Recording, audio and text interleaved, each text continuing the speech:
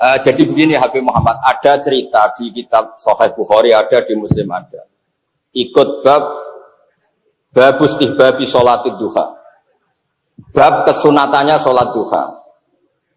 Di situ kesaksian Sayyidah Aisyah, Abu Hurairah dan para sahabat yang lain. Kesaksiannya itu unik. Saya hafal teksnya itu. Wa in pakai in mukhaffafa min as-sakila wa in kana Rasulullah sallallahu alaihi wasallam la yada'ul amala wa huwa yuhibbu ay ya'malahu khasyata ay ya'mala bihin nas fa yufradu alaihim. Nabi itu sering mencintai satu amaliyah tertentu, sering sekali. Nabi itu kalau melihat sholat duha itu senang sekali. Tapi saking senangnya Nabi itu senang lihat sholat duha, tapi Nabi itu harus kena konstitusi. Kalau saya sholat duha terus, nanti dikira wajib. Dikira tandingan sholat maktubah 5. Jadinya 6. Maka Nabi harus meninggalkan itu, supaya sholat duha gak dianggap nopo wajib. Maksud kalau jenengan duha ke sunnah Rasul, bukan duha ke sunnah Rasul. Jadi mau kiai kalau api-api kiai. Terus jadi konstitusi hukum itu yang duha ya anut sunnah Rasul, yang tidak duha juga anut sunnah Rasul. Karena dengan cara itu duha nggak dianggap nopo wajib. Nah terutama sing duha golek duit, itu wajib ninggal. Mergo nak ramandi terus nyalahno pangeran. Jare duha mari sugih jebule tambah melarat. Daripada sampean suudzon mbek kiai-kiai mendingan mboten duha. Nggih wonten sing kurang ajar takon ngeten. Ala Gus Cina ra duha ya sugih. Malah panjang. Bangsa ngoten-ngoten niku pun lereni mawon pun mboten-mboten. Saya tadi jagungan sama Habib Muhammad, saya itu akrab sekali sama beliau. Jadi ulama itu ada yang megang model kayak saya. Saya beri contoh kedua. Semua sahabat, saya ulang lagi, semua sahabat itu tofu rubanan. Ketika tawaf ifadah itu tofu rubanan. Apa tofu musyatan, semuanya tawaf secara jalan kaki. Ya tofu musyatan, semuanya jalan kaki. Kecuali Rasulullah Shallallahu Alaihi Wasallam, Nabi itu malah tofa rokiban. Nabi tawaf itu sambil mengendarai unta. Dan semua rawi sepakat saat itu Nabi itu sehat. Sirinya apa? Andikan saat itu Nabi kok ikut tawaf secara masyian, secara jalan kaki, maka dikira tawaf jalan kaki itu syarat sah. Maka akan ada tambahnya, syaratnya tawaf itu berputar 7 kali, dimulai dari Hajar Aswad, posisi suci. Syarat ketiga adalah dia harus jalan. Barokahnya Nabi Rokiban, diketahui bahwa tawaf itu tidak termasuk syarat sah adalah dengan cara apa? Masyian ya boleh, Rokiban boleh. Maka Imam Nawawi dalam kitab Majmu' ngendikan, ketika Nabi melakukan sesuatu yang dalilul jawaz untuk menunjukkan kalau itu boleh, itu pahalanya di atas yang melakukan sunat, karena ini menjaga konstitusi. Jadi gampangannya sampean misalnya duha 8 rakaat, sampai kula ora duha, ketoke ganjarane kathah kula mboten duha. Mergo kula mboten duha tapi mulang, maksudnya mulang halal haram. Sampai duha golek dhuwit niku mesti keramat kula niku. Terus tarifnya sunat itu mandub atau sunat tarifnya ku kalih. Nak dilakoni untuk ganjaran, niku wong soleh-soleh. Terus yang setengah soleh kados kula nganggo definisi kedua, nak ditinggal ora apa-apa. Lah kula niku milih sing nak ditinggal ora apa-apa. Nggih tak baleni tarifnya sunat seperti nak dilakoni untuk ganjaran, nak ditinggal ora apa-apa. Sampeyan milih sing pertama apa kedua? Berarti setengah soleh niku. Mohon sami kalian kula pun. Nah, kepengen sing pertama nggih kados Habib Muhammad. Sing kados kula mawon lah gampang. Terus sebagai bentuk penghormatan kula teng majelis niki, majelis Rubat Syadiliyah napa Nurul Anwar napa mawon lah istilah. Saya tentu punya kenangan kathah kalian Gus Wafi. Saya ini teman kakak-kakaknya, mun kados dulur. Kalau rene sak kamar kalian Gus Kamil, Gus Zofur. Kemudian ada adik-adik angkatan kados Gus Wafi, Gus Yasin, sedanten. Terus di majelis ini kalau niat dari rumah mau bacakan Shahihul Bukhari tentang Sayyidul Istighfar. Kenapa saya baca itu? Sebagai dukungan pada Gus Wafi bikin Thariqah Syadiliyah. Orang itu B. Muhammad yang merasa dosa terus itu salah besar dalam adab Syadili. Karena seakan-akan Allah itu tidak ngasih nikmat, tidak ngasih rahmat.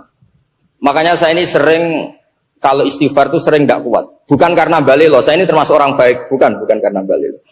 Jadi kalau istighfar terus kan kesannya kenangannya Allah sama Anda ini bikin dosa.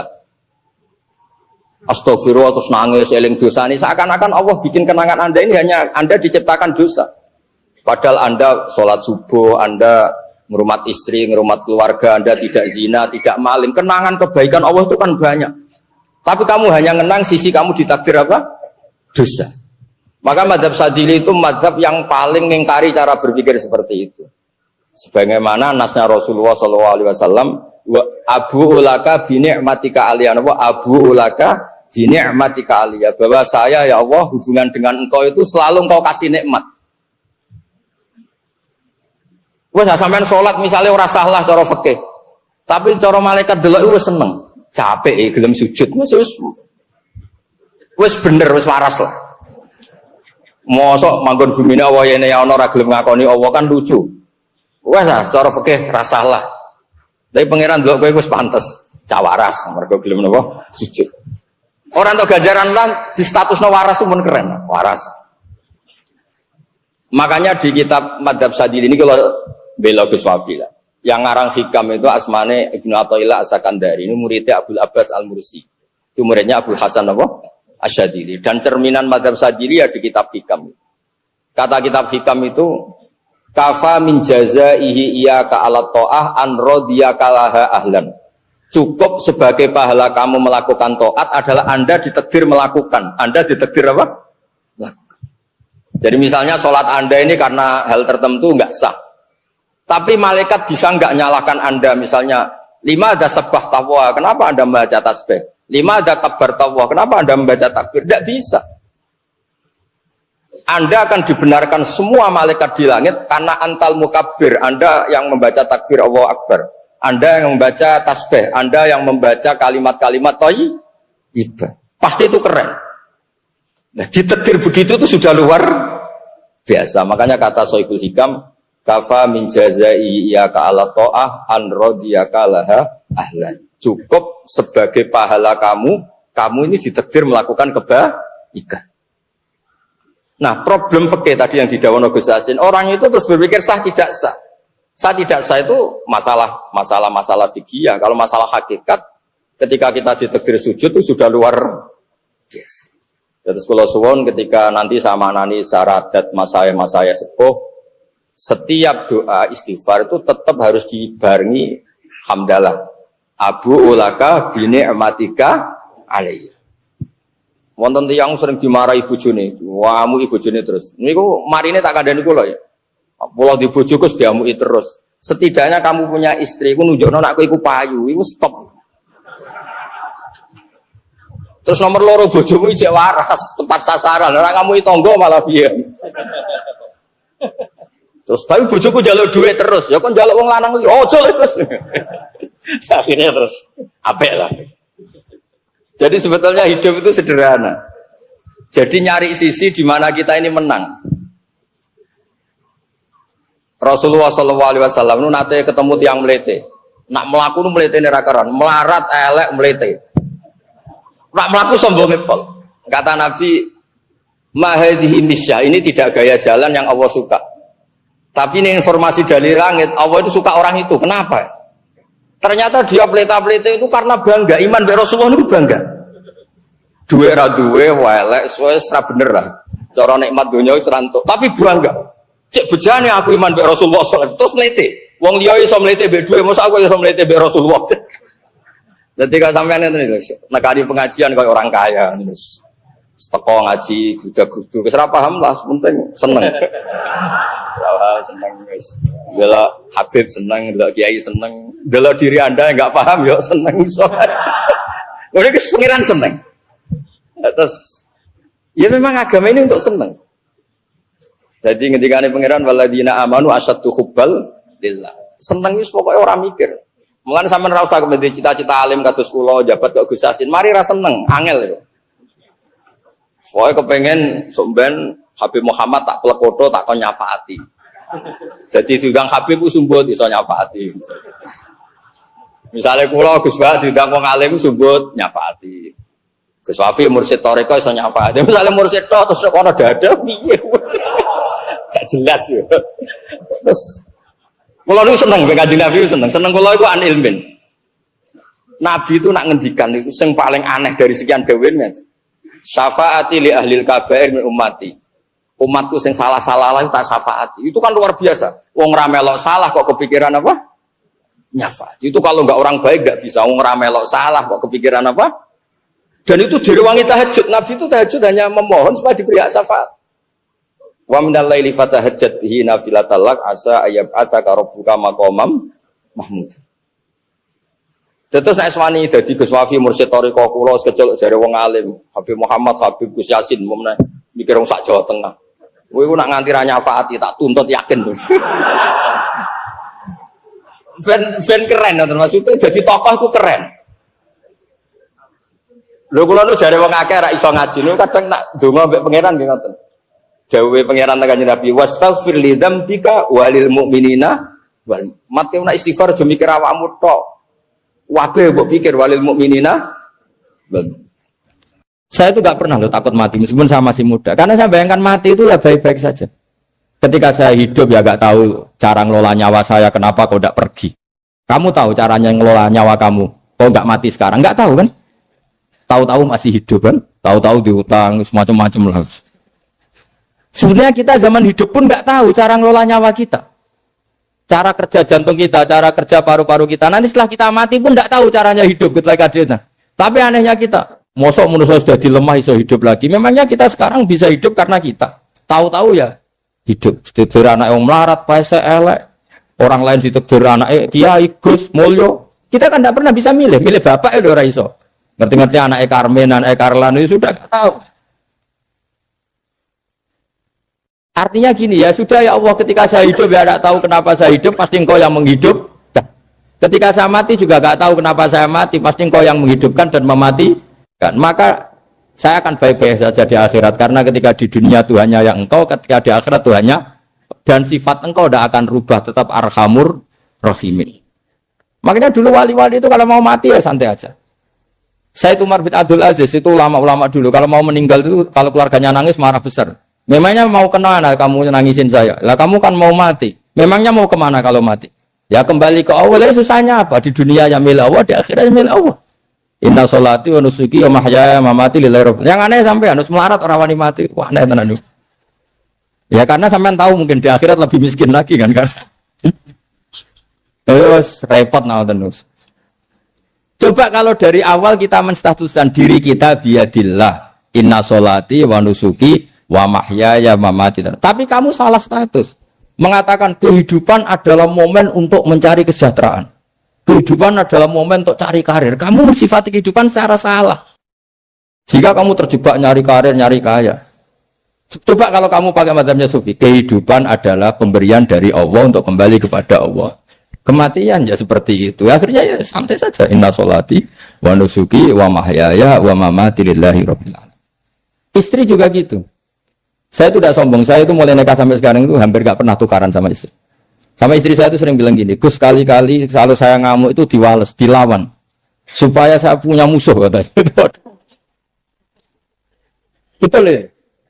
Ya saya bilang gini, Allah itu maha baik sama saya. Ketika harmonis, ganjaran saya ya lewat harmonis itu. Sehingga saya ngasih uang, menyenangkan Anda. Ketika Anda marah, ganjaran saya lewat sabar. Ya sudah itu semuanya baik. Kalau kamu marah, saya tidak dapat pahala. Makanya kalau kamu marah tak dengerin. Ini cara Allah membuat pahala tanpa bayar kata saya.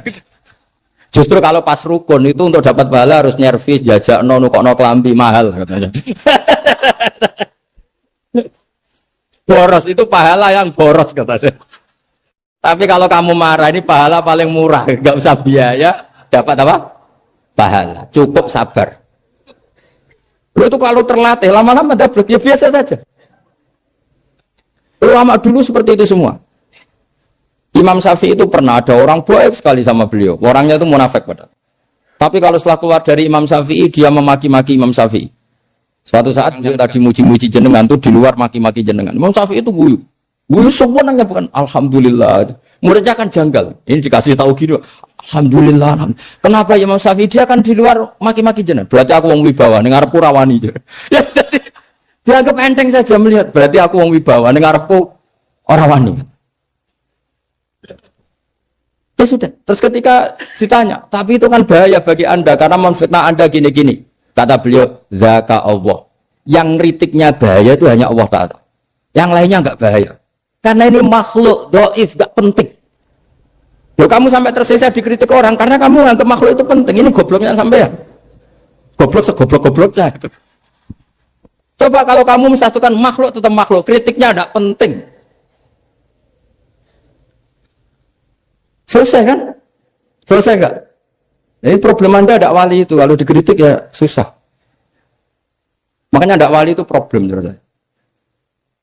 Makanya saya agak ingin enggak jadi wali itu kan. Karena hanya wali yang hidupnya itu la khaufun alaihim wa lahum. Ya. Orang dulu tuh semudah itu hidup. Gampang sekali. Dulu ceritanya di antara ceritanya manakibnya saya Ja'far Shadiq itu, kalau ada orang memaki-maki dia itu dikirimi hadiah. Kenapa ya? Karena kebaikan kamu telah kamu berikan kepada saya, ini hadiahnya. Sampai malu yang kritik itu. Kan kalau orang rasani itu kan kebaikannya dikasihkan sama yang dirasani. Lah kamu kan ngajinya seperti itu, tapi dirasani kok susah. Harusnya kan kasih aja, ditransferi saja. Alhamdulillah. Ya karena kita salah menamain tadi. Sing rasani pembenci. Pembenci itu bahaya.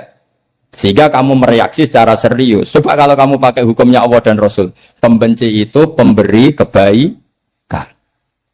Istri marah adalah pemberi kebaikan. Ada yang berani mulai meraktekannya? Latih begitu terus. Insya Allah nanti hidup kamu barokah. Itu sebut wa'allama adamal asma. Dan itu yang diajarkan Rasulullah. Rasulullah itu kalau ngajarkan hidup itu gampang sekali. Allahumma ja'alil hayata ziyadatan li fi kulli khairin wal mauta rohatan li min kulli syarrin. Jadi kalau kita hidup, anggap saja peluang untuk nambah kebaikan. Kalau kita mati, anggap saja akhir dari semua potensi kejahatan kita. Anda sekarang mungkin tidak zina, tapi potensi zina. Anda sekarang tidak korupsi, potensi korupsi. Anda sekarang tidak selingkuh, tetap potensi selingkuh. Nah, anggap saja kalau mati, berarti akhir dari segala potensi itu. Alhamdulillah. Makanya saya tuh gak pernah takut mati. Karena saya misalnya setiap saat mati, saya nanti akan bilang, ya Allah, ini sudah mau mati, berarti mau akhir dari segala potensi keburukan saya. Alhamdulillah. Makanya itu ulama-ulama dulu kalau ada preman mati, saya guys, tonggone ragil muni saya, preman kurang ajar, saya guys. Tonggone tetap ragu muni saya. Padahal kiai ini muni, saya yang pun mati pun bukan sakit macam-macam nih. Karena dia dengan mati berarti rohatan mengguli syarrin, keburukannya tidak terulang lah. Lah keburukan nggak terulang lagi itu saya apa buruk? Saya. Makanya kiainya minta saya gini niki. Tonggone cek menengai. Saya gini menengai. Makanya suatu saat kalau ada gitu kamu harus bilang apa? Saya pun buatan jahat malih pun mati. Jadi kayak apa coba? Coba sekali-kali statuskan kalau al-hayat adalah ziyadatan lana fi kulli khairin. Al-maut adalah rohatan lana min kulli syarrin. Sehingga kita hidup ya happy, mati juga happy, gak masalah. Terus kalau misalnya mendingin, tapi anak bojoku piye? Memang selama hidup anak bojomu bahagia. Petoknya ya tambah musibah ya cok. Malah sombong lagi kamu, seakan-akan kamu Tuhan yang bisa mensejahterakan manusia. Wong isih urip kok bojomu terus donga muga-muga nang mati malah. Nah gak jelas termasuk dosane jenengan sedanten wis senengane cerita Nabi Adam. Nabi Adam mbok critakno dosane, mulane do kualat. Wong nyeritakno bapake kok nyeritakno napa? Dosane. Mulane kata kiai kualat, wong bapake kok diler-ler napa? Dosane. Mulane nak cerita Nabi Adam ini kedah sempurna. Terus niki kula cicil juz tunggal napa wa 'allama Adamal napa asma. Pertama kali hubungannya Nabi Adam kalian Allah Subhanahu wa taala ini hubungan mengajarkan nama sesuatu. Jadi sampean jangan pakai teori modern bahwa apa artinya sebuah nama. Nama itu penting sekali. Sekali penamaan itu salah berarti Anda menstatuskan secara napa? Salah, dan itu berakibat fatal. Jadi semua kesalahan manusia mulai periode syirik, mensekutukan Allah itu karena kesalahan menyebut apa? Nama. Ini penting kalau aturan. Jadi misalnya orang Arab itu ada batu tertentu yang dipahat disebut manat. Manat itu dari kosakata manan, pemberi. Yang satu disebut uzza, sesuatu yang aziz, yang agung. Sehingga akhirnya diperagungkan. Coba kalau misalnya manat dan lata itu ketemu orang Lasem, terus ditanyakan, ini batu apa ini? Dari Purwodadi apa dari Mojokerto? Yang mahat siapa? Ini irungnya tidak pas. Ini matanya kok agak picek. Andaikan distatuskan seperti itu, kira-kira disembah apa enggak? Enggak. Iki pas pembuatan ini pate protol terus digenti. Gitu. Sehingga setiap kemusyrikan itu semua para nabi ngendikan inhiya illa asmaun sammaitumuha antum wa aba'ukum ma anzalallahu biha min sultan. Sebagian ayat ma anzalallahu biha min sultan. Bahwa kesalahan-kesalahan yang kamu timbulkan itu karena kamu kesalahan bikin nama. Makanya status itu penting. Nanti sampean tahu pentingnya yang saya katakan ini. Nanti setelah sampean mati, nanti mesti nyari saya karena kenangan ngaji ini. Ini Mas Atabik itu mas saya, beliau seorang dokter, tapi saya tidak akan bilang dia dokter karena nanti anak cucunya inginnya jadi dosen. Tapi kalau saya menstatuskan dia turunan Mbah Sambu, babai wong alim. Wah anak putune arah alim isin. Tapi nak di status no pegawai negeri dosen, wah anak putune boleh dua ya pikirannya kan. Karena status itu mengilhami, apa status itu? Karena itu yang dikenalkan. Makanya ini penting. Fir'aun ketika dianggap sebagai Tuhan itu karena dia berhasil menamakan dirinya orang yang nggak pernah sakit dan dia penguasa. Penguasa itu artinya apa? Dia memimpin sekian orang. Akhirnya dianggap Tuhan. Tapi ketika debat terbuka sama Nabi Musa, pertama, mohon standar mohon gimmick. Pertama kata Fir'aun, wama Rabbul Alamin. Lalu Tuhan kamu itu siapa? Kata Musa, yang menuhani langit dan bumi. Fir'aun masih bisa berargumentasi, setahu saya di bumi Tuhan hanya saya.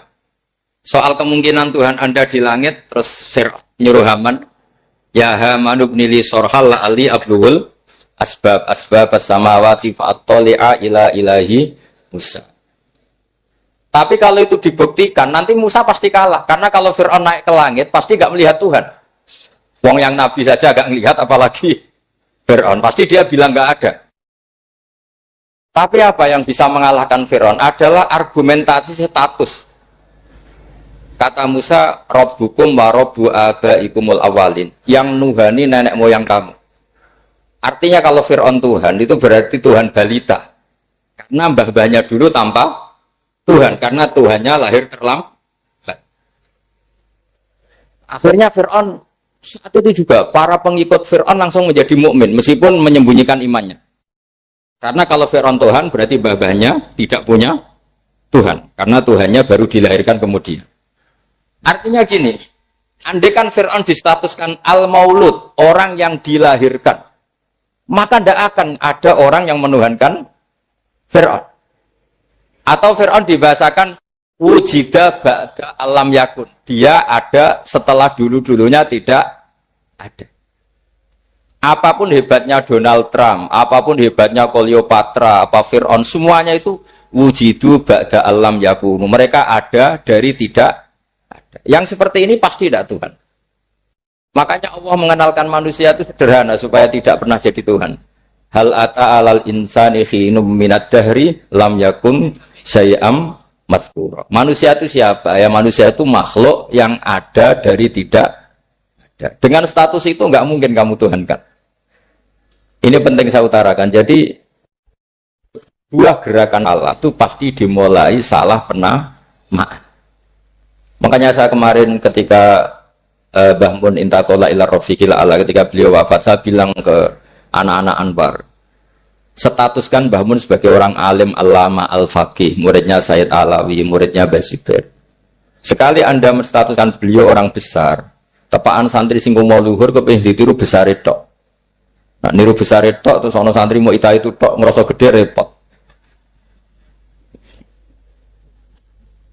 Sama, makanya saya nggak pernah. Sebenarnya saya tahu, Mas Atabik ini Mas saya itu dosen saya tahu, tapi saya tidak pernah ngomong dosen. Kalau anak-anak era menjadi wong alim, menjadi dosen malah langsung berarti wong alim malah celoteman itu.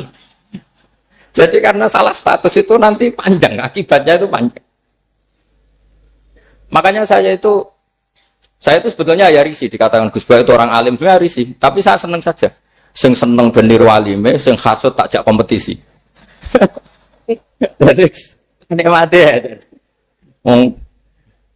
Jadi sing seneng benir walime, sing ra seneng ya itu hasut takjak kompetisi, takjak maca tafsir, nyaram riang ya. Ngono paling maca primbon mek terjemah. Ini penting, jadi itu yang disebut wa'allama adamal. Makanya Allah itu mengkritik semua kesalahan manusia dimulai dari salah penamaan.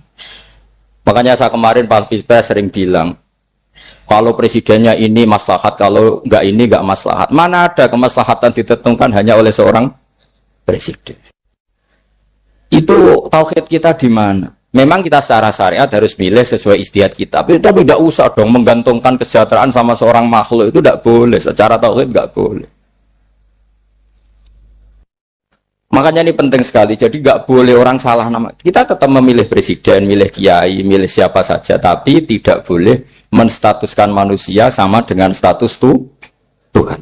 Itu bahaya sekali dalam ilmu tauhid. Saya teruskan ya.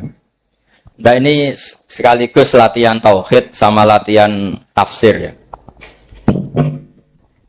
Sampun nggih. Kula terusno malih. Pun santai mawon. Kula ki ikhlas ora ngarah gelo santai mawon. Wong umpama ora sida ngaji ora gelo apa meneh trimo mik rusak. Ndak, karena saya itu insya Allah ndak akan pernah salah nama. Saya punya cerita ya, tentang nama itu.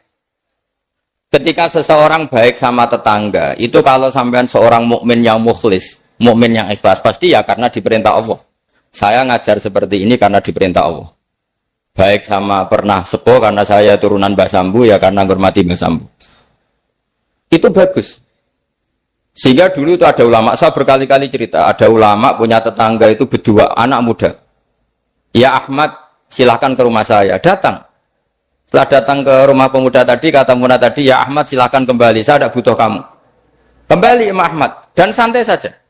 Setelah kembali sekian menit dipanggil lagi, ya Ahmad saya jadi butuh kamu, datang ke rumah saya, datang lagi. Setelah datang, saya tidak butuh kamu, silahkan pulang. Pulang sampai 3 kali. Itu Imam Ahmad senangnya bukan main, kelihatan ceria senang. Lama-lama muda ini tanya, ya Ahmad kenapa Anda tidak tersinggung, bukankah itu menyakitkan? Enggak, kata saya. Tapi saya akan menyebalkan. Enggak, kata saya. Kata Imam Ahmad, kenapa aja? Saya ini diperintah sama Allah, kan apik mbek tangga. Dadi nek mbok undang ya teko, mbok kon mulai ya mulai. Alhamdulillah iso nglakoni perintahe Allah. Jadi aku ora ono hubungane mbek kowe. Sehingga orang itu gak bisa didikte oleh di sekelilingnya karena ya hubungannya langsung sama Allah Subhanahu wa Ta'ala. Jadi dulu itu orang jadi wali itu segampang itu. Kalau kamu kan enggak, hukum tentang tetangga itu kamu kayak orang kapitalis, kayak orang komunis, pakai teori sosial. Nak diapik yo apik, dieleki yo elek. Itu kan pikiran PKI. Artinya satu perilaku sosial didikte oleh makhluk itu perilaku orang mukmin atau orang PKI. Itu orang PKI. Kalau orang mukmin ya mangkana yu'minu billahi wal yaumil akhir fal yukrim. Jarahu, kita baik sama tetangga karena diperintah Allah, sehingga kecewa ada kecewa ya santai saja. Imam Ahmad katanya, kenapa engkau tetap ceria? Aku ora urusan mbek kowe, urusanku mbek pangeran. Pangeran ngutus sampai mbek tonggo. Saya ulang lagi ya, dados tentang napa wa allama adamal asma. Jadi andaikan seorang manusia melakukan kebaikan karena dia makmur, amarahu wa. Kita diperintahkan Allah baik sama tetangga. Ya biasanya tetap seperti itu. Kita diperintahkan Allah baik sama, sehingga ketika ngalami kayak yang dialami Imam Ahmad, kita santai saja. Ketika kita datang bi amrillah, ketika kembali ya bi amrillah, sehingga ya sudah kita dapat pahala. Tapi kalau kamu kedikte secara sosial, maka kamu akan menjadi orang murahan, yaitu seorang ulama didikte oleh anak muda yang kampungan. Justru kita kalah kan, kita kampungan sekali karena kita ulama senengnya kalau disenengkan orang, mangkelnya kalau dimangkelkan orang. Artinya apa? Kamu didikte makhluk. Itu kerennya di mana coba? Kerennya di mana? Enggak ada sama sekali. Apalagi yang dikte trimo canom sing goblok sing desa. Kamu seorang ulama besar. Tapi kalau kamu hubungannya dengan Allah, dia muji kamu, alhamdulillah dipuji. Dia memaki kamu, alhamdulillah dapat pahala lewat jalur sabar. Kan santai saja. Sehingga saya berkali-kali bilang, setan itu untungnya tidak pernah ngaji saya. Kalau ngaji dia pasti ngerusak metode, berubah metode. Tapi saya tadi berdoa supaya ngaji ini gak didengar setan. Setan itu ya goblok betul. Setan itu kan suka ya kalau anaknya kiai, cucu kiai dibikin konflik. Dia ngiranya dengan konflik pondok itu tidak solid. Ternyata enggak. Misalnya masa tabik konflik sama keluarga, Bani Lasem, terus ada yang minggat ke Papua kemana-mana. Namanya turunan kiai di mana-mana bikin pondok, bikin masjid. Yang dulu masjid hanya ada di Lasem, barokahnya tukaran ada di mana-mana. Lah itu namanya setan itu salah perhitungan apa? Makanya gobloknya dia itu udah ngaji saya. Kalau ngaji tak kasih tahu itu bahaya itu. Bikin konflik itu bahaya. Iya betul. Islam ada di Indonesia itu ya barokahnya konfliknya sahabat. Sayyidina Ali dan Sayyidina Muawiyah itu konflik. Banyak sahabat netral yang ingin menghindari itu mau ke Cina. Di Selat Malaka sebagian terdampar, terus ada yang ke Aceh, ada yang ke Sumatera. Muridnya Sayyidina Ali. Makanya awal Islam di Indonesia dimulai Syekh Yusuf Baros itu. Kalau Timur Tengah nggak ada tukaran, tuh nggak ada Islam menyebar kemana-mana. Nah setan ngiranya kalau sahabat tukaran itu nanti kacau. Ternyata enggak, malah Islam menyebar kemana-mana. Barokahnya tukaran. Dulu Solo karena konflik ya banyak ulama yang ke Selasem kemana-mana. Gara-gara Solo nggak kondusif. Akhirnya kayaknya keduman basambu, keduman macam-macam. Setengah nomawon kayak tukaran terus betul apa-apa. Yang penting ora bacok-bacokan, rasan-santetan wis. Pokoknya rasan-rasanan, ringan, ya sudah itu bagus. Memang Allah bikin seperti itu. Tidak apa-apa. Kata Allah, wala yazaluna mukhtalifina illa man rahima rabbuk. Kata Allah, walidzalika khalaqahum. Ikhtilaf itu barokahnya Masya Allah. Kalau saya setuju pendapatnya Mas Atabik, saya jadi dosen. Nanti yang ngaji tafsir siapa? Tapi kalau dia setuju saya, dia jadi ahli tafsir, yang jadi PNS siapa? Ya sudah, barokahnya khilaf. Dia jadi PNS, dia dapat gaji. Tapi gaji itu bisa dihitung. Kalau naik harus tambah prestasi. Kalau saya kiai min haitsu la yahtasib, pasti cepat kaya saya. Karena rezekinya kiai itu tanpa batas. Makanya haji saya itu plus. Saya itu tidak kaya, tapi haji saya haji plus. Masa tapi paling reguler. Karena rezekinya kiai itu min haitsu la yahtasib. Makanya saya pernah disoal sama teman-teman dosen di UI. Bapak kok berani pulang ke Rembang? Kiai itu kan rezekinya agak jelas. Kata saya justru gak jelas itu bagus. Kalau sampean kan konsisten segitu nilainya, kalau saya enggak. Kata saya. Jadi tak nikmati saja. Karena saya hamba Allah, bukan hamba negara. Kalau hamba Allah ya gaji Allah. Kalau hamba negara ya negara itu, negara sama Allah kayak mana? Allah ya sudah pinter berarti sudah. Jadi jangan pernah kita ini salah nama. Kalau salah nama itu bisa panjang. Makanya ada wali itu kalau dongo itu rontok kriminal, tapi malah pangeran seneng. Sampai dalam riwayat itu innahu yudhikuni al-yauma salasa marat. Wali itu bisa menertawakan saya 3 kali. Itu kata Allah. Itu kalau dongo itu agak kriminal, tapi mesti mustajab. Tapi kalau kamu niru sudah ada mustajab, karena ini KW, copy paste. Itu kalau dia datang ke Raudhah itu bilang gini wali tadi, ya Allah, saya ingin jadi orang baik. Jika engkau turuti doa saya, maka surah habibuk. Kekasihmu ini menjadi senang. Tapi jika saya jadi orang jelek, surah aduwuk yang senang itu iblis. Sekarang milih mana jenengan? Menyenangkan kekasih kamu atau menyenangkan musuh kamu? Itu semua riwayat. Terus kata Allah bilang ke Nabi Muhammad, karena wali kan ada alam roh. Wis kandhani wis mustajab, coba lain itu kayak gue. Segampang itu wali punya hubungan. Saya ulang lagi ya, tapi jangan ditiru. Karena kamu tidak wali, nanti setelah wali niru gak apa-apa. Ya Allah, saya ini ingin jadi orang baik. Kalau saya jadi orang baik, maka surah habibuk, kekasihmu menjadi senang. Kalau saya jadi orang buruk, surah aduwuk, musuh kamu menjadi senang. Tinggal engkau lah sekarang sebagai Tuhan, senang menyenangkan kekasih kamu, menyenangkan musuh kamu. Ya tentu Allah pilihannya kan senang menyenangkan kekasihnya. Terus kata Allah, sudah sampai situ aja doanya, jangan panjang-panjang, baca-baca malah repot. Semudah itu mereka hubungan dengan Allah SWT karena mereka tidak pernah salah nama. Kalau kita kan tidak. Kita tidak mesti walinya, tidak mesti istiqomahnya, kiai saja karena diangkat MUI, bukan karena kiai betul, atau diangkat di struktur kepengurusan NU. Terus doa pakai namanya sendiri, ya Allah, saya ini ngitmai agama sudah lama, mbok ya Allah, saya ini jadi gini-gini. Status kamu itu belum ada di arsy. Ini penting saya utarakan, jadi nama status itu penting sekali. Sehingga semua kesalahan saya ulang lagi itu karena status. Ini penting saya utarakan karena sekarang itu banyak nama itu disepelekan. Saya itu sering sinau kamus, jadi saya termasuk menekuni tafsir itu diantaranya menekuni kamus. Saya punya kamus banyak, mulai yang dikarang orang setengah kafir, munjid itu kan kafir tapi setengah. Karena timnya banyak, sebenarnya banyak yang muslim juga. Ada yang Verus Abadi, macam-macam. Yang saya kenang dari kamus, diantara kamus yang saya kenang tentu miliknya Said Zabidi, kamus Mukhid itu. Ada kamus milik saya namanya Mukhtarus Sikha. Itu dikarang oleh orang alim. Itu bilang begini. Sama tak bedai sekarang. Lafat ilah itu maknanya apa? Tuhan kan? Tasniahnya apa? Dia bilang isim ini tidak punya tasniah. Dia bilang ilah. Normalnya tasniahnya ilahani. Jam'anya taksir alihah. Tapi kata dia nggak boleh. Lughat seperti itu gak boleh. Karena kullusmin harus ya dulu ala aini musamma. Ilah itu nama tunggal untuk Allah.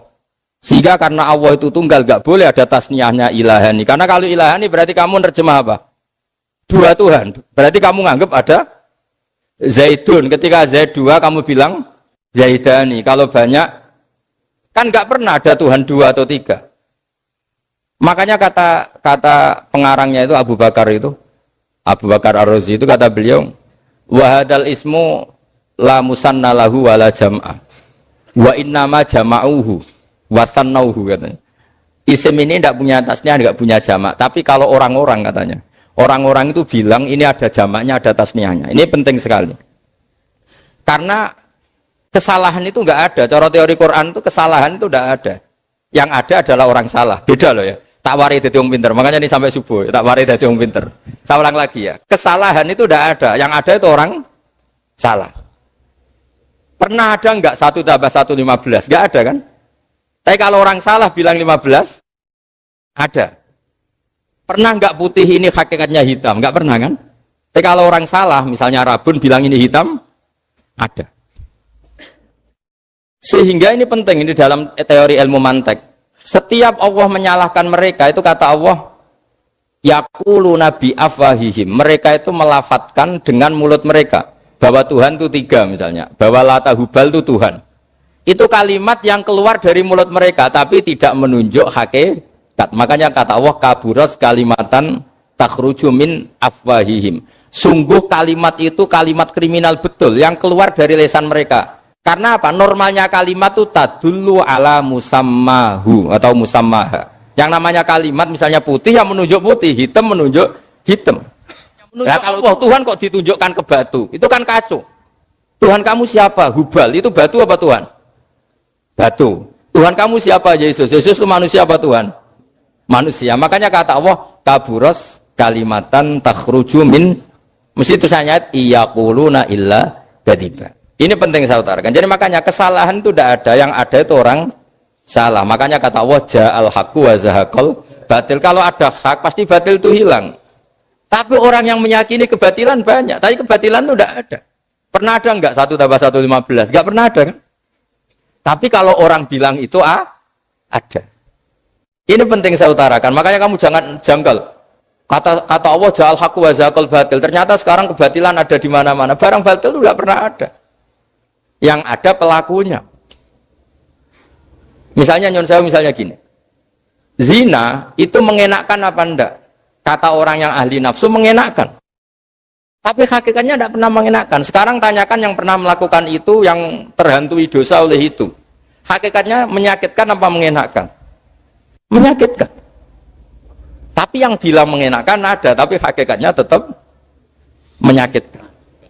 Nah, semua kesalahan manusia itu dimulai cara membahasakan. Mengambil uang negara korupsi itu kata yang baru keturutan nafsu nih. Enak punya uang banyak, mengenakkan. Tapi kata yang sudah ketangkep, menyakitkan. Nah, faktanya korupsi itu dihisap sampai akhirat. Statusnya itu menyakitkan apa mengenakkan? Menyakitkan. Andai kan orang menstatuskan korupsi menyakitkan, maka akan menjauhi korupsi. Makanya semua kesalahan itu dimulai dari salah memberi nama. Ini penting saya utarakan supaya kamu kalau menafsirkan Quran itu nanti terus benar. Makanya setiap kesalahan kata Allah apa? Kaburas kalimatan takhruju min afwai. Nah kalau kalimat itu nyata kata Allah kalimatu haqqin aliyana ya wa aliyana mutu aliyana nubas. Atau katanya istilah pangeran dzalika bi annallaha wal haqqu wa ma yatuna min dunihi wal batil. Nanti terus urut, sampean baca Quran nanti bisa kayak saya urut, konsisten. Yaitu tadi. Misalnya Fir'aun itu orang pakai status yang diajarkan Allah ke kita. Fir'aun adalah wujida ba'da alam yakun. Fir'aun adalah makhluk yang sekarang ada, tapi dulu-dulunya tidak ada. Padahal sebelum ada Fir'aun sudah ada bumi, ada langit, ada matahari. Sebelum ada Yesus, ada Isa, sudah ada bumi, ada matahari. Artinya apa? Zaman langit bumi ada, penyebabnya Isa apa enggak? Enggak kan? Karena dia ada setelah adanya langit dan bumi. Fir'aun juga gitu. Yesus juga gitu, semuanya begitu. Makanya Allah mengajari kita apa? Hal ata alal insani hinum minad dahri lam yakun syai'am madhkura. Katakan manusia itu siapa? Manusia adalah makhluk wujud yang dulu tidak.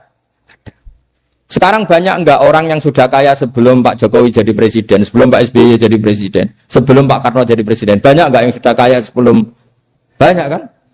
Artinya yang mengkayakan itu presiden Pak Allah. Allah. Sekarang kamu miskin, kamu enggak bisa nyalahkan Pak Jokowi. Sebelum Pak Jokowi presiden kamu sudah miskin. Ya, artinya yang memiskinkan itu presiden apa takdir? Takdir. Makanya wa anna ila rabbikal muntaha wa annahu adhaka wa abka wa annahu amata wa ahya wa annahu khalaqaz zawjaini dzakara wal unsa. Jadi kita miskin ya karena kehendak Allah, kita kaya kan semuanya karena Allah. Tapi kita terjebak hukum modern. Nak presiden iki sejahtera, anak iki ora. Ya mungkin secara bahasa syariat mungkin ada benarnya, tapi kita-kita ini kan dilatih ilmu hakikat. Tak ulang malam 13 Dzulhijjah masuk ilmu cek syariat tok. Oh gak pinter-pinter buang ngecek gobloke kan gitu. Kenapa nama itu penting? Begini. Alam yang dipakai Quran, alam itu nama ya, alam mangkul. Semua alam. Wah nanti subuh tak jamin pinter nih. Tapi saya tetap mau setengah jam. Karena saya tahu sampai subuh pun kira-kira ya tidak pinter, jadi ya setengah jam. Jadi nanti kalau kamu ditanya, kenapa tidak pinter? Mari Gus Bak mulangnya mau setengah jam. Punya alasan. Kalau sampai subuh kok gak pinter kan? Goblok banget nanti subuh orang pinter. Ya nak orang-orang bilang gitu. Lah anak saya ngomongin, oh mesti salah metode, gurunya yang salah. Orang pinter-pinter mesti salah sih mulang gitu. Pala repot lagi nanti. Saya beri satu teori bahwa nama itu penting. Rasulullah itu pernah guyon gini. Ini guyon betul ada di hadis Sahih, ada di juz 3 di kitab Bukhari. Allah itu kalau ingin bully, Allah itu suka bully, suka goda orang. Kalau ingin bully orang kafir itu menamakan kekasihnya namanya Muhammad. Makanya Nabi pernah guyon. Ala ta'jabuna kaifa yasrifu wa anni syatma Quraisyin wa la'nahum. Kenapa Anda enggak pernah berpikir bahwa Allah begitu mencintai saya sampai bikin nama untuk saya itu nama yang membingungkan semua orang kafir. Karena kalau Abu Jahal nyari Muhammad mana itu kalau kamu tahu bahasa Arab, berarti artinya kan orang terpuji mana. Padahal Abu Jahal itu menghindari kata orang terpuji. Jadi bingung dia. Muhammad kamu jancuk, coba kamu terjemah. Wahai orang terpuji kamu, itu kan kacau semua. Makanya Allah itu suka bully. Jadi kata Nabi Muhammad, kamu tahu betapa Allah itu mencintai saya dan bikin bingung orang-orang yang menghujat saya. Karena mereka kalau menghujat saya tetap menamai Muhammad. Itu coba kalau kamu tahu bahasa Arab, mana Muhammad orang yang berarti kira-kira kalau Abu Jahal Misa itu jancuk kamu Muhammad. Berarti artinya apa? Wahai orang terpuji, kamu jancuk. Ini kalimat yang kacau kan? Akhirnya Abu Jahal pinter. Kalau nyari Muhammad bilang gitu. Ya mudammam, ainal mudammam. Makanya kata Nabi, yastamuna mudammaman wa yal'aununa mudammaman wa ana Muhammad. Akhirnya Abu Jahal kalau nyari Muhammad, ainal mudammam, mana orang yang tercela? Akhirnya orang-orang tanya, mudammam itu siapa? Muhammad itu loh. Akhirnya dia keliru lagi. Ya Muhammad itu loh. Akhirnya ya bilang Muhammad lagi. Jadi kayak apa? Makanya itu saya mangkal kalau sama orang dan anaknya Kiai jenenge Agus karena ya tetap diceluk Gus. Karena ya saya itu punya teman itu gak Gus, mangkalnya bukan main sama anaknya Kiai. Dia punya cita-cita anaknya nanti dinamai hanya Agus saja. Supaya semuanya manggil. Terus nanti yang hasut ya bilang Dus. Kayak kemarin pas Pilpres itu macam-macam. Tapi ini penting saya utarakan. Jadi nama itu nggak boleh salah. Status juga nggak boleh salah. Makanya saya ingin misalnya anaknya Kiai kok jadi pejabat. Ya sudahlah, jabat itu. Saya betul. Saya sampai sekarang dengan Gus Yasin itu ya tetap nyucup. Saya bilang ini putra guru saya, ini Gus saya. Saya tidak pernah membahasakan beliau wakil gubernur. Bahayanya nanti suatu saat, oh ini mantan, kan repot. Jadi ini penting, status itu penting. Orang sekali salah status itu bahaya, ke depan itu bahaya sekali. Karena tadi saya bilang, tadi misalnya banyak kan anaknya orang-orang alim alama, terus anak cucunya jadi dosen atau jadi doktor gitu. Terus ini yang jadi status. Nggak boleh seperti itu. Ya sudah, dokter secara akademik, dia jadi PNS karena kestatusan itu, tapi di keluarga tetap saja status alimnya saja. Atau mudawimul khairi, mudawimul tahajud. Mudawimu apalah, ini selalu tahajud, ini selalu deres, ini selalu ibadah. Sehingga anak cucu kita ya kenangannya itu. Anak-anak saya meskipun kecil itu jamaah terus, karena ya saya selalu jamaah. Dan saya melihat, kalau anak saya tanya, Pak, kenapa Bapak sholat terus? Ya saya bilang, sepantasnya jadi manusia sujud, cuma selama melok dudunya, melok nganggo. Pangeran dibayari ya ora gelem. Kata saya gitu, wong nganggo mewong ya bayar. Lagi nganggo bumine pangeran ra bayar wis tanggap ae sujud itu bayar, kata saya gitu. Sehingga merasa sujud itu satu identitas. Ini penting saya utarakan karena tadi saya betul-betul mengenang istilah Allah wa 'allama Adamal asma. Semua kesalahan itu kata para nabi in hiya illa asma'un samaitumuha antum ba'atau. Kita membahasakan misalnya Presiden Amerika orang terkuat di dunia. Bagaimana mungkin orang terkuat kemudian agak mangan sedino lemes? Debatnya ning ndi? Iku nak pas mulas weteng ya agak ngising ya lemes. Debatnya apa? Makanya Allah ketika menerangkan Isa itu tidak Tuhan, itu Allah sederhana cara ngendikan. Karena yakulani to amal masih ibnu Maryam illa rasul. Qad khalas min qablihir rusul. Wa ummuhu siddiqah kana yakulani to'a. Artinya kalau Isa itu tidak mangan ya lemes. Nak keluarkan ya kudu ngising. Lah terus mbok sembah terus piye? Jadi gak kebayang seorang Tuhan kemudian kalau gak makan tuh lemes. Berarti statusnya Isa apa? Orang yang lemes kalau tidak makan. Terus kamu Tuhan kan? Aneh gak?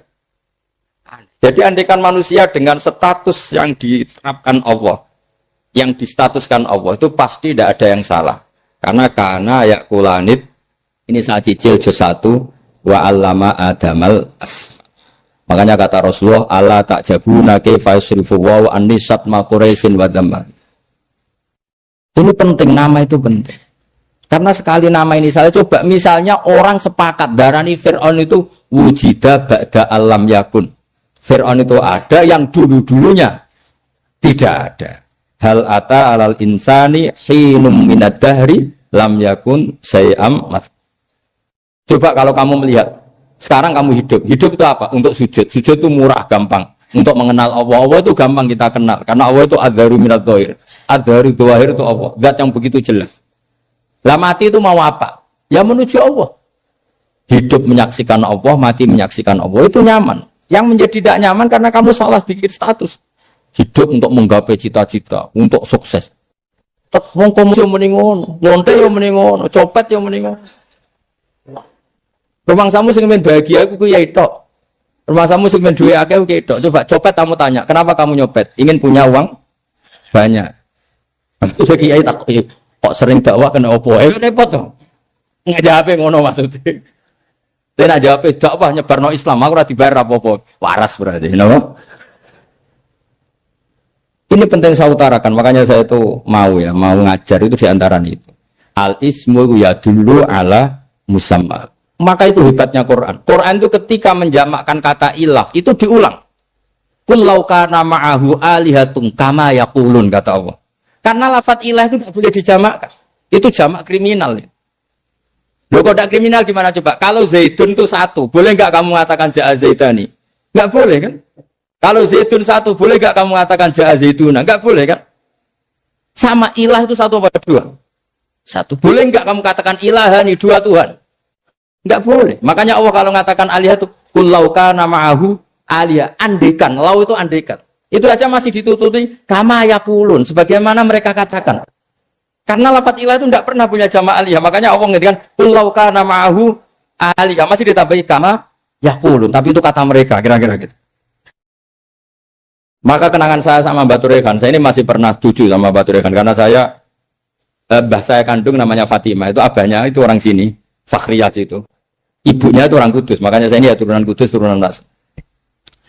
Itu kalau Batu Rehan, kalau hari kematian Yesus, itu kan ditulis hari wafatnya Yesus. Batu Rehan kan tentu meyakini Yesus itu Isa itu tidak mati tapi makanya di kalender Kudus sampai lihat itu kan, matinya Sibah Isa kan ada dalam kurung Sibah Isa. Jadi yang mati itu Sibah Isa. Karena kalau yang mati Isa kan menyalahi Quran wa ma qataluhu wa ma salabuhu walakin subyalah. Maka ditulis kematian Sibah Isa. Hanya Almanak Kudus, yang lainnya enggak karena sudah ikut bahasa nasional. Saya pernah agak bantah dulu, ya masih ditulis gini saja, kematian Yesus dalam kurung katanya. Jadi ono. Karena saya ini teori Quran. Quran itu kalau ada bahasa salah, itu diulang. Kullau kana ma'ahu aliyatun kama yaqul. Karena enggak benar, jama' aliyah itu enggak benar. Bagaimana mungkin sesuatu yang satu dijamakkan? Coba kamu bisa mengatakan Zaiduna karena Zaidnya banyak. Kamu punya tamu rojulun. Kalau orang banyak rijalun. Kamu melihat satu masjid, masjidun. Kalau masjid banyak, masjid. Masalahnya Tuhan itu tidak pernah banyak, mau satu. Makanya itu hebatnya kamus-kamus yang dikarang orang alim. Tasniahnya ilahun itu lam yujad katanya. Tapi wajaduhu wasamauhu. Tasniah ini enggak ada secara hakikat, tapi mereka ada yang menjamakkan, yaitu mereka-mereka yang salah. Makanya tadi dalam ilmu mantek, kesalahan itu tidak pernah ada, yang ada adalah orang yang salah. Jadi kesalahan itu tidak pernah ada. Yang ada adalah orang yang satu tambah satu pasti dua. Enggak mungkin empat. Empat enggak ada, lima enggak ada. Tapi orang jawab salah, banyak. Ya itu namanya ilmu. Ya makanya yang namanya ismu itu mesti ya dulu ala musamma. Andai kan orang mengatakan Lata Uzza, ini batu yang dipahat oleh si A. Dulu pesennya di Muntilan, batunya dari Mojokerto. Dulu pas bikin tangannya protol terus di semen, di lakban. Bisa nggak jadi Tuhan kalau dengan status seperti itu? Fir'aun misalnya, dulu nggak ada, lahir ngompolan, tahu retoretan, ciliknya malah tahu tipes. Terus tua-tua jadi pangeran, aneh nggak tuh? Jadi semua, makanya setiap kemusyrikan itu kata Allah, inhiya illa asma'un samaitumuha antum wa aba'ukum ma anzalallahu biha min sultan.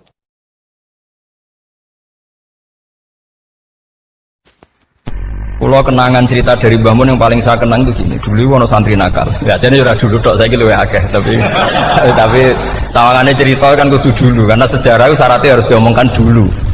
Jadi aku rada kecewa mbek sejarah itu, dulu ono santri nakal, saiki luwih akeh. Niku kepengen nginceng ninge mergo ning wayu. Niku dhisik jarang ning sepedaan motor ngalor ngidul ning Pasar Bangilan jarang. Dadi nek kepengen roh iku kudu dadi bakul banyu. Dados bakul banyu karena satu-satunya cara roh wong ayu kudu dadi bakul banyu nyamar. Bakul banyu ngisine ning jero jeding. Jadi kadang ya roh ninge rajil bapan macam-macam. Kiai ini wali tenan, bukan wali debutan, bukan wali senior, namun wali betul. Nah, sampai saiki dadi wali kan wis ora ono kuota wali, segelem ra gelem jumlahnya supaya tetap ada terus diangkat ngoten mawon wali. Ini bertahun-tahun. Kiai ini ngerti, seneng mergo digratisi, dikai rego murah. Kiai ini ngerti nek iku niate elek. Suatu saat gak ada perkembangan, santri ini mulai gremeng karena gak direspon. Diceluk ke kiai ini. Dia pentok anakku, nggih Yai. Kowe salat ning Masjid Haram saf awal 40 dina jamaah mbok saf awal. Nggih Yai. Kok bar tak rabekno anakku. Nggih. Seneng salat. Hari pertama ya demi dapat istri, hari kedua terus. Sesuai ku ku nyaman. Betapa nikmatnya sujud, nikmatnya rukuk terus nyaman. Saking nyamannya itu berkebutuhan sholat di saf awal. Bukan karena cewek tadi. Barang hari ke-40 diparani mbek kiai ini. Aja mulai tak rabekno. Loh. Mboten saged, Mbah. Jare nek wis salat 40 dina tak rabek. Oh, mboten salat jadi montok cawe tok. Mboten. Mboten.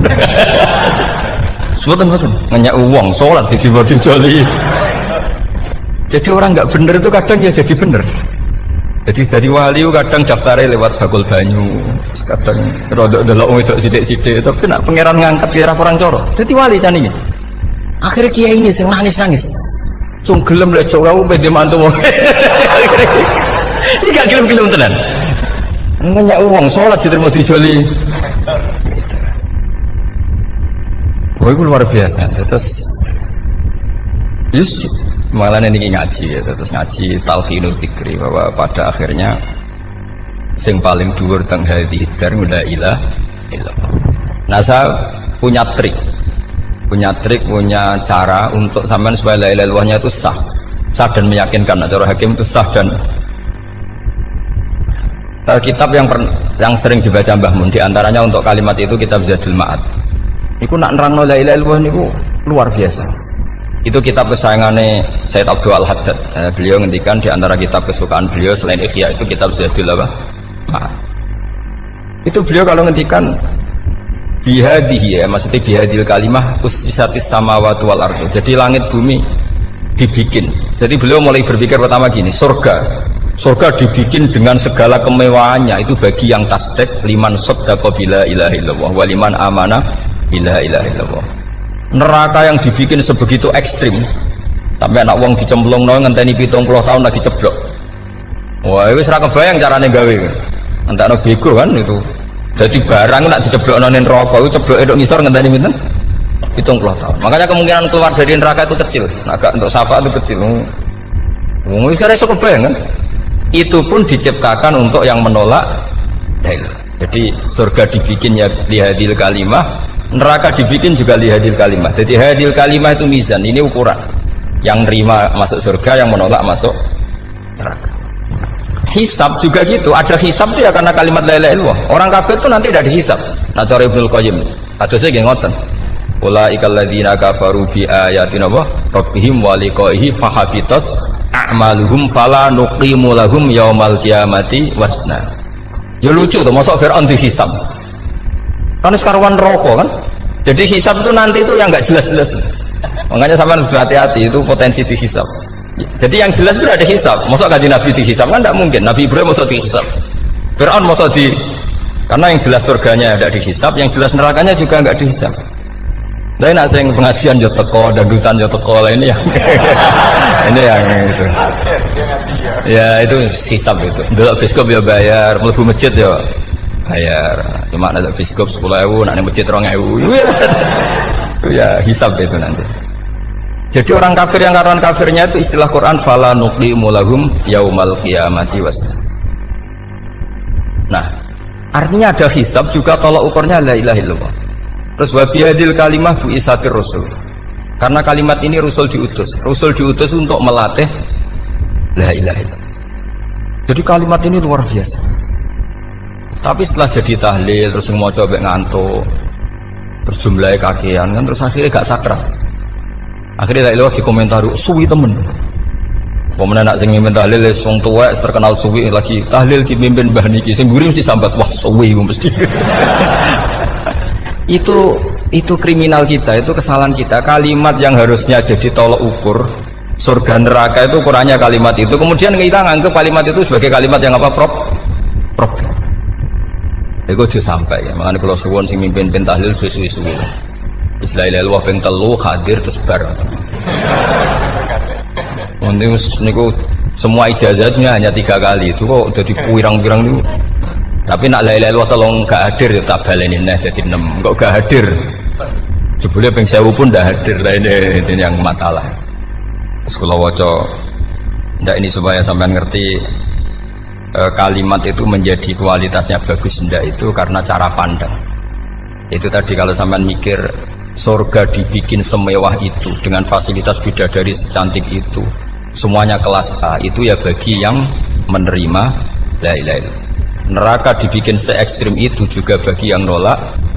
Jadi ini kalimat pembeda, makanya kalimat haqqin 'alaiha nahya wa 'alaiha namut. Terus wa biha atau wa 'alaiha. Ijazah gini usume usum. Wa biha atau wa 'alaiha. Tren ini gini wa 'alaiha atau wa biha. Wa biha apa wa 'alaiha? Enggak yang di sini umumnya, Pak. 'Alaiha nahya wa 'alaiha namut. Wa 'alaiha atau wa biha. Wa 'alaiha atau wa biha. Oh berarti orang jelas prinsipnya, gak jelas. Gak jelas. Jadi kalau suwon Mbah Mun sepuh-sepuh niku fi akhiri hayati nu sering maos talqinu zikri. Karena memang beliau ingin di akhir hayatnya juga kita semua nanti di akhir hayatnya semuanya min ahli la ilaha illallah Muhammadur Rasulullah. Dan itu dimulai dari sesuatu yang sangat-sangat ilmiah. Yaitu tadi dimulai kenapa surga dibikin untuk sing iman la ilaha illallah. Kenapa neraka dibikin untuk yang menolak la ilaha illallah. Kemudian Rasul diutus untuk melatih la ilaha illallah. Nanti ada azab ya karena menolak la ilaha illallah. Ada maghfirah karena yang terima la ilaha illallah. Makanya istighfar, kalau cara oleh istihad, niku istighfar itu setelah la ilaha illallah cara kalau oleh istihad. Di beberapa Indonesia itu Toreko punya istighfar dulu baru la ilaha illallah. Tapi banyak ulama yang berpendapat dibalik, la ilaha illallah dulu baru. Karena istighfar itu didengar Allah itu setelah tauhidnya benar. Ini cara madzhabnya Abul Hasan apa? Asyadzili, yaitu fa'lam annahu la ilaha illallah baru wastaghfir li dzambika ai li hadil kalimah. Karena orang bisa dimaafkan itu berdasar kalimat la ilaha illallah. Misalnya begini ya. Orang kafir itu kafir terus sampai 70 tahun. Sekali melafatkan la ilaha illallah itu yughfar lahum ma qad salaf. Jadi kullil ladzina kafaru iyantahu yughfar lahum ma qad salaf. Artinya orang kafir itu belum pernah tahlil, belum pernah istighosah, ya belum pernah istighfar. Tapi sekali melafatkan la ilaha illallah secara sah langsung yughfar lahum ma qad salaf. Berarti dulu mana la ilaha illallah sama istighfar untuk kepentingan dimaafkan Allah?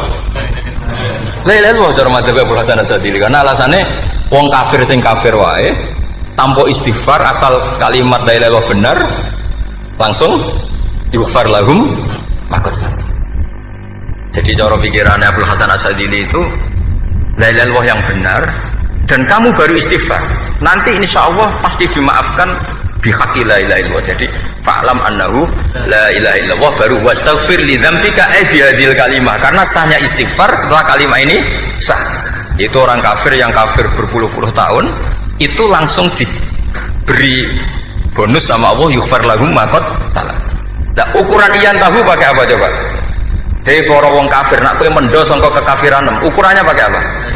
La ilaha illallah. Sekali la ilaha benar langsung yughfar lahum ma qad salaf.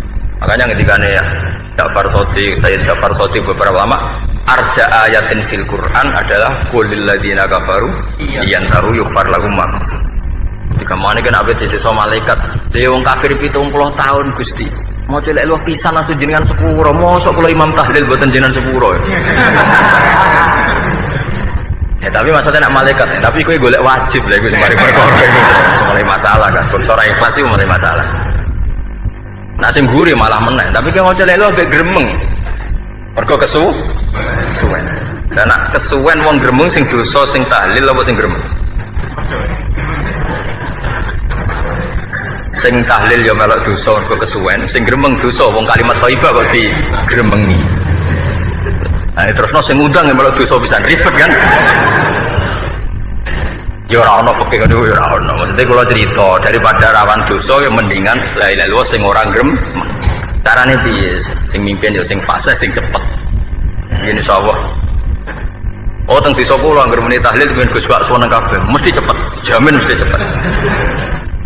Kalau sering ngomong, aku cepet lah lu mandi sing suwi. Mergo suwi mari dosa gremeng lho, perkara. Nah kiai-kiai kan dosungkan mek kula. Nah tengah adat masyarakat kan nggih sampai Gus sampai anak kiai kan sungkan dadi kiai-kiai sing tua-tua akhirnya melok cepet. Dan ini harus diilmoni. Saya ulang lagi ya. Sebetulnya dalam Thariqah Syadziliyah itu la ilaha illallah dulu baru istighfar. Alasannya apa?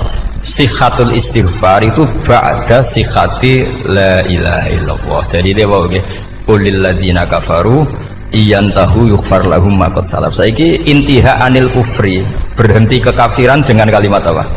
La ilaha illallah. Itu langsung yughfar lahum ma qad salaf. Dan Allah ngendikan fa'alam annahu la ilaha illallah baru wastaghfir lidzam. Ai bihadil kalim. Artinya gini, bisa saja istighfar kita itu tidak didengar Allah karena tauhid kita tidak pernah benar. Mau ngelafat notok tapi tauhidnya tidak benar. Maka terus dibutuhkan latihan-latihan dari ahlul ilmi, misalnya kayak Imam Sanusi, kayak Imam Asy'ari. Itu pelatihan-pelatihan la ilaha illallah dengan pemaknaan yang luar biasa. Misalnya begini, ambil saja la ilaha illallah itu dengan makna seperti ini. Tidak ada sesuatu yang maujud kecuali disebabkan oleh yang super maujud. Alam raya ini, langit bumi ini kadung berstatus maujud. Kan nggak mungkin yang maujud diciptakan yang tiada. Nah ngono mau hadhil maujudat khalaqaha wajibul wujud. Lah wajibul wujud ini yang bernama Allah Subhanahu wa ta'ala. Maka kualitas Anda iman tuh lebih tinggi. Selama ini kan enggak. Orang no pangeran kecuali Allah. Terus Allah itu yang siapa? Ya Allah yang siapa itu harus kamu berani mensifati. Allah belum pernah menceritakan dirinya di Quran kecuali beliau dia mensifati zatnya. Saya adalah sing khalaqas samawati wal arda misalnya. Saya adalah zat yang begini. Karena itu dengan cara itu bisa dikenali. Ya, dengan cara itu bisa dikenali. Makanya Allah itu harus kita kenali, yaitu lewat ma'rifatullah. Ibadah tertinggi adalah ma'rifatullah. Ya caranya ma'rifat tadi dimulai. Gak mungkin alam raya ini kemudian diciptakan oleh al-adam, sesuatu yang tidak ada. Pasti yang namanya maujudat diciptakan yang maujud. Karena maujud ini maujud pencipta harus super. Lah super itu bahasa Arabnya wajibul wujud. Karena pencipta harus awal.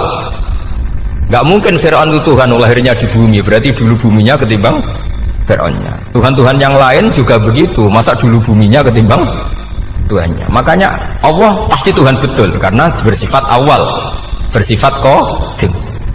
Nah kalau kamu mulai latihan gitu, iman kamu itu bil bayyinah. Dan syaratnya iman yang benar adalah bil bayyinah. Bayyinah itu jelas welo-welo. Makanya semua nabi memaklumatkan diri, qul inni ala bayyinatim mir rabbi. Lam yakunil ladzina kafaru min ahlil kitab wal musyrikin munfakina hatta ta'tiyahumul bayyinah. Jadi kamu harus punya otoritatif kebenaran sing sampai welo-welo itu layak balus syakka wal irtiyab, sudah agak bisa ragu lagi. Nah saya khawatir kalau kita sudah tidak ngaji seperti ini, la ilaha illallah itu mau rutinitas. Omnya nak kasiat ribet mana kan? Nak diwaca 1000 kasiat ini, nak diwaca 2000 kasiat, wah itu ngawur lagi. Saya itu kemarin ketemu banyak orang pinter lah di Jogja. Itu saya cerita, mereka tanya saya, Gus kenapa engkau jarang berdoa? Saya bilang saya itu sering berdoa, cuma mungkin Anda tidak tahu kata saya. Doa itu syaratnya harus setelah sihatil iman, imannya itu benar. Dulu ketika Gerwani itu kampanye komunis itu gitu, anak-anak kecil disuruh memejamkan mata, ayo kamu minta permen sama Tuhan. Ternyata nggak dapat permen, suruh memejamkan mata lagi, coba minta sama bu guru, terus dikasih apa? Permen. Oh berarti yang ada bu guru bukan Tuhan. Artinya apa? Kalau umat Islam ini Islam ini kamu jual dengan doa, kemudian doa dipakai tolok ukur Islam bener apa enggak, habis kamu. Banyak orang ingin jadi Kapolri, jadi gubernur, jadi apa, mengundang orang-orang kondungo. Wes nyangoni akeh gak mandi, mesti dihujat ya. Dan sing dongo yang ngerti nak ramandi, potongan wong seneng duit itu kan insya Allah ramandi lah kan kira-kira gitu. Jadi korbannya itu Islam kalau terus menerus doa yang dipakai apa? Transaksi. Maka doa itu nomor 2 atau 3, nomor 1 itu ya iman tadi, ma'rifatullah itu nomor 1. Bukan doa, karena kalau doa dijadikan nomor 1 takutnya itu dipakai ukuran. Makanya ketika orang kafir minta sama Nabi, minta itu ya bahasa Arabnya doa. Untuk mengubah Mekah jadi begini, untuk mengubah Mekah jadi makmur, jadi ada sungainya, roh. Nabi gak mau. Padahal Nabi kalau doa pasti mustajab apa enggak? Tapi andikan itu diturutin, maka ukuran iman selalu pakai doa. Dan itu bahaya jangka panjang karena Nabi pirsa pengganti beliau-beliau kamu-kamu yang nanti doanya tidak mandi, itu bahaya, itu tidak prospek cara hitung-hitungan. Iya nak zaman Nabi itu nggak mesti mandi. Nah, ketika era sampean kena kiai tenan Pak, kalau dulu anak sugih kira kiai kan ribet. Mungkin ada kiai ora sugih kan ribet kan. Maka kita sebagai ulama itu punya hitung-hitungan. Nah, beda dengan pakai ma'rifatullah. Misalnya begini, ini contoh paling gampang. Orang kafir itu dulu mengukur kebenaran Muhammad. Mereka tentu manggilnya Muhammad. Muhammad, kalau kamu mengklaim bahwa orang mati bisa hidup lagi, coba mbah-mbah kamu yang sudah mati bangunkan. Kalau bisa berarti kamu benar, kalau enggak ya enggak. Pertanyaannya itu yang faktu bi abaina in kuntum apa? Sodikin. Pertanyaannya, mengukur kebenaran dengan cara itu yang bikin standar siapa? Nah, Nabi itu sempat tergesa karena itu dipakai ukuran. Tapi kalau pakai ilmu mantek, jawabannya lebih gampang. Mengukur kebenaran dengan cara itu versi siapa? Versi saya. Kamu benar itu kalau bisa membangkitkan orang mati. Terus dari Nabi, ya kalau versi kamu ya kamu yang membangkitkan, nanti ditanya bareng-bareng. Loh, ini kan kita seperti itu kan, kita sering. Artinya apa? Islam ini yang bisa mengawal hanya ilmu. Doa itu nomor 2, yang bisa mengawal Islam hanya fa'lam, harus ilmu annahu la ilaha illallah. Ketika orang kafir lo tanya, Muhammad kalau kamu Rasul betul, fasayir jibala Makkah, jibala Makkah kamu jalankan kemudian jadi emas. Dan orang-orang yang mati bangkitkan, kemudian kita tanya, adinuka hakun amla, agamamu benar apa enggak? Nabi andikan minta kira-kira dituruti Allah apa enggak? Pasti dituruti. Tapi masalahnya, masa menunggu itu? Masa Allah menjadi Tuhan nunggu itu? Allah selalu Tuhan baik orang percaya atau tidak. Makanya Allah tidak mau nuruti, karena itu jadi problem jangka panjang. Iya, kalau Nabi mustajab doanya ketika era umatnya seperti ini, sing kiai ini bedino dalail ora mesti mandi dongane. Wis asing tirakat lah ora mesti mandi dongane. Nak bab donga niku wis padha wae lah. Misalnya mesti mandi, nak wong waras mesti dienggo donga husnul khotimah, ora dienggo golek sugih, itu mesti amatir. Lah masalahnya nak dienggo husnul khotimah bagi mereka yang kedonyan ya gak ngefek, dianggap tidak prospek. Panjang kan? Makanya itu pinternya Nabi, nomor 1 itu al-ilmu, fa'lam annahu la ilaha illallah. Lagi wastaghfir li dzambi. Jadi kalau suwon, kenapa ini cerita Mbah Mun, kenapa akhir-akhir beliau sering talqinul zikri, sering melatih zikir. Itu sirinya diantaranya bahwa kalimat ini harus menjadi kalimat super. Kalimat sing alaiha nahya wa alaiha namut wa alaiha nub'ats atau wa biha nub'ats insyaallah taala minal amin. Ya itu tadi, kita sebagai kiai itu ikut menjaga ini. Jangan sampai kalimat ini membosankan. Tahlile suwi barbar segitu ono sing nyoal la ilaha illallah Muhammadur Rasulullah lane kurang panjang wakaf ta ora terus panjang. Bahwa agama ini dimulai hatta ta'tiyahumul bayyinah. Jadi sesuatunya harus benar-benar sampai jelas. Orientasi para ulama dulu itu cara menerangkan la ilaha illallah itu sampai difahami an bayyinatin. Makanya semua nabi memaklumatkan diri kul inni ala bayyinatin mir rabbi. Sampai di situ.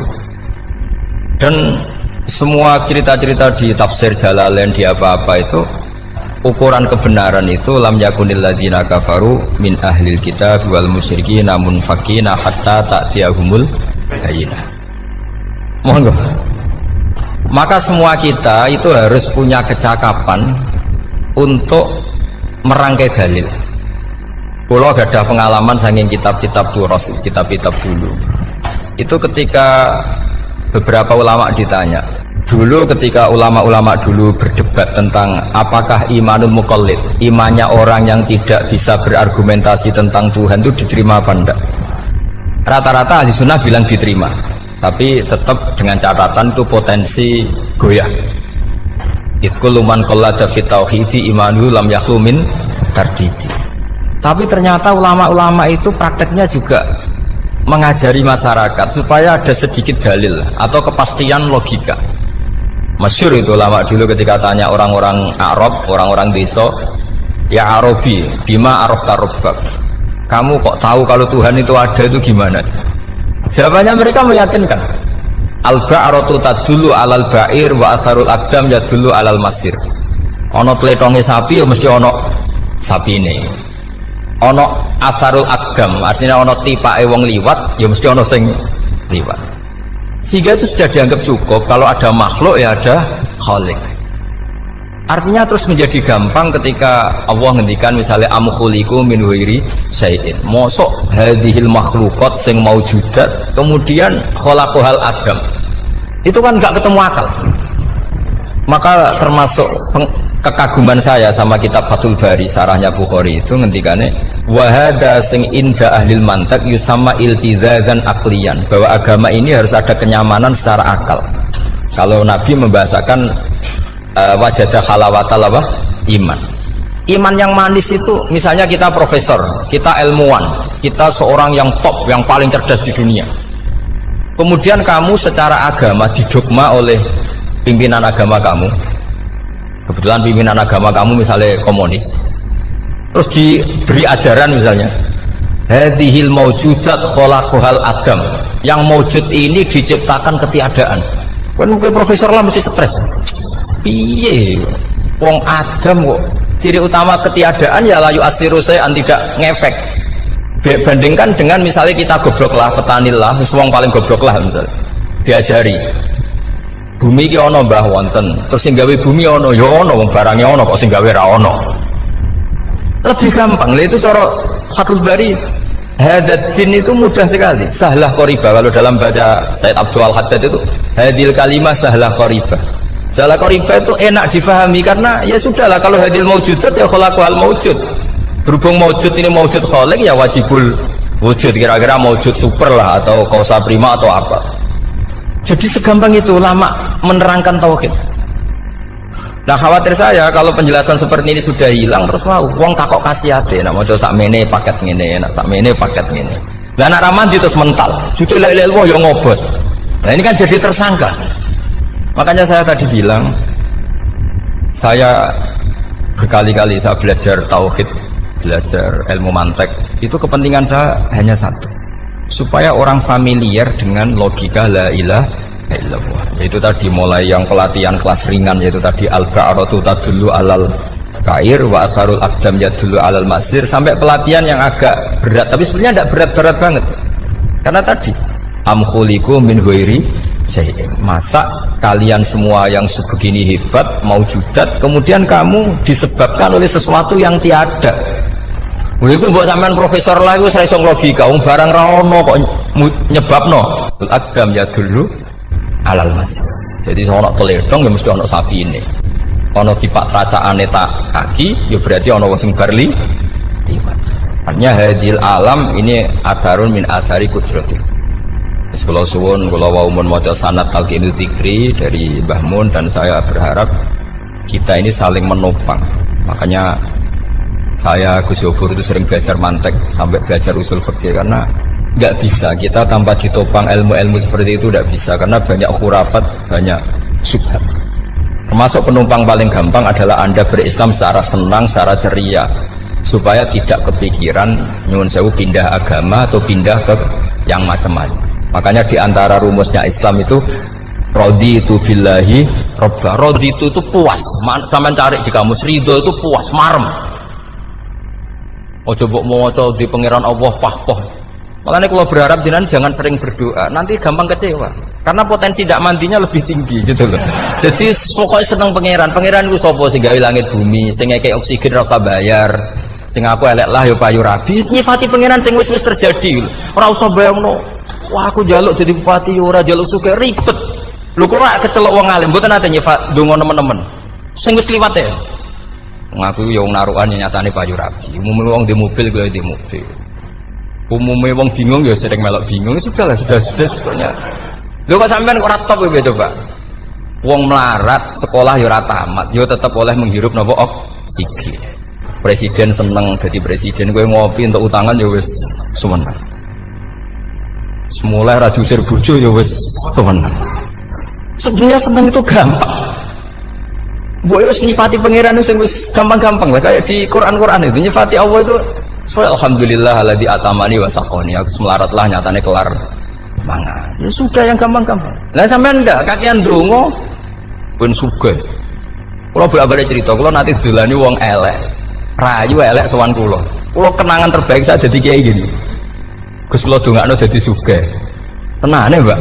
Nggih, tak critakno. Nak bojomu iku sugih. Sing pertama ditoto apa? Omah Gus ya, omah ditoto. Suwe-suwe mobil ditoto Alphard. Terakhir sing dievaluasi sampeyan. Omah wis apik, mobil wis apik, sing elek apa? Bojomu mesti sampean kena evaluasi. Iku mesti ya. Akhirnya Srasito. Jadi kalau nu nate bully yang terbaik lah. Kenangan saya terbaik jadi kiai ini gini.